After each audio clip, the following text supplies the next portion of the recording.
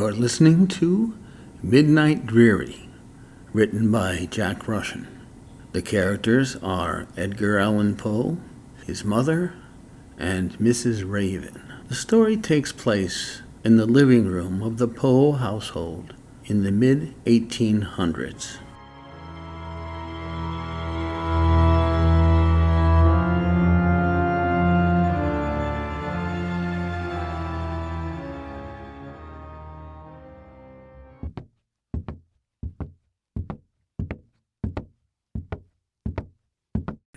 Mother Poe, Yes, Edgar?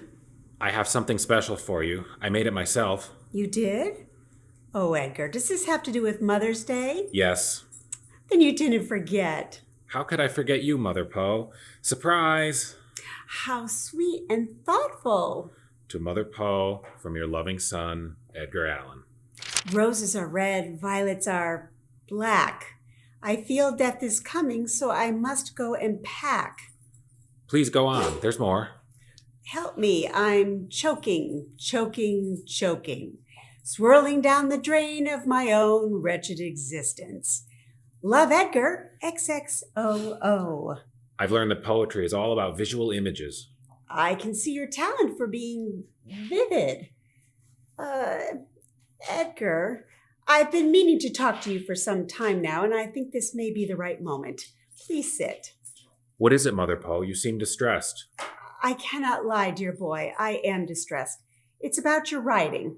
You don't like my writing. I enjoy the structure. It's just that, other people write about love and happiness, frolicking through the woods or a flower bed.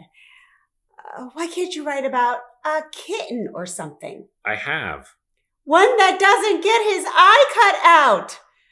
Other people. I am not other people. I am special. You said so yourself. Just the same, I would like just once, to see a beautiful story about love, maybe. Love doesn't last. It's fleeting. Death is eternal. My wish for you, dear boy, is that you would write something on a happier note. I am. I started on a new story. Tell me about it. It's about a group of people at a costume party. I love costume parties. Parties are joyous occasions. And they have lovely food and music. Oh, that is wonderful. And everybody dances. Beautiful. What is the title? The Mask of the Red I have some work to do on the title. I'll get back to you.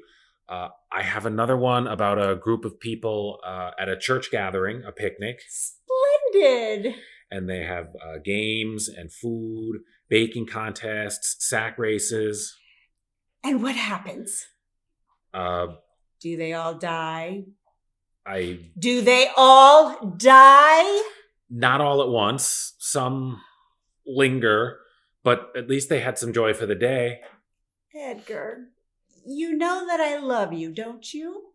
And I love you, Mother. You shouldn't doubt that. And any action I should take would be because of that. Do you understand? Not fully. I will explain. What time is it? 3:30. I've asked someone to come by. Who? A visitation. Someone who can put both of our minds at ease. Edgar, it pains me to say this, but something has got to be done about your episodes of melancholy. And don't deny that you suffer from them. Melancholy? Mother, I'm not a Danish prince.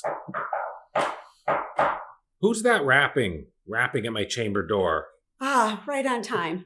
Just a moment. Edgar, just stay seated and be a good boy for your mother, please.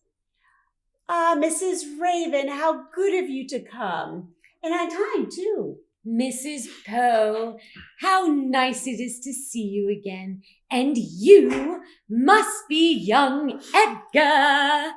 Did you know that a properly placed 14-inch meat knife can slice through any bone in the human body with the proper technique? All righty, let's go on, shall we? Edgar, I'm not very sure how much your mother has told you about me, but I am a social worker from the school district of Baltimore. You do know what a social worker is, don't you? Yes, they schedule executions. Very good of you to... No, We do not schedule executions. A social worker is someone who listens to problems and finds solutions. But I don't have a problem. Denial is typical. Don't worry, we will work through this. Edgar, your mother has asked me to come over and get some things out in the open to give her some peace of mind. Mrs. Poe, feel free to join us. Edgar, can I ask you, how is your mood today? How are you feeling? I feel like I'm looking through a black veil. Oh, you see, everything is black with him. His shoes are black. His clothes is black. His writing is black. He even takes his coffee black. I'm making a statement here.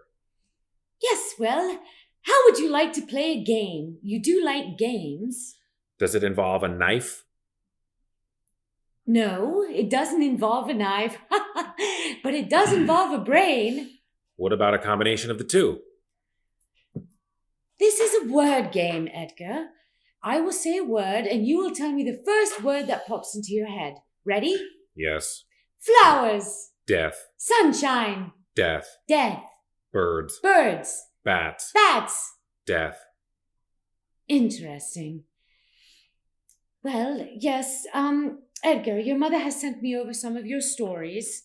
And in this particular one, there is a woman who is chained to a table while a long pendulum with a sharp object at the end of it swings towards her throat, lowering and eventually severing her throat and jugular vein. Why would you write something like that? Because it draws the reader in and makes them feel something. That is what writing is all about. If they feel terror, then I've done my job through communicating emotion. I see. And who is this Mrs. Spencer? She's my English teacher. I only ask because under the stick figure you have written Mrs. Spencer, die, die, die. I don't like her. And why is that? She gave me a C on my last book report. And what book was that? Embalming for Dummies. Mrs. Poe, you wouldn't happen to have an aspirin or 5? Certainly. Edgar, may I ask you a question? Do you ever feel like harming yourself? No. Good. And how about others? No. Good. And how about this Mrs. Spencer? It wasn't meant to be real. That's what fiction is all about. People criticize me all the time, and they don't realize that what I do is harmless. Harmless. All right. That's it.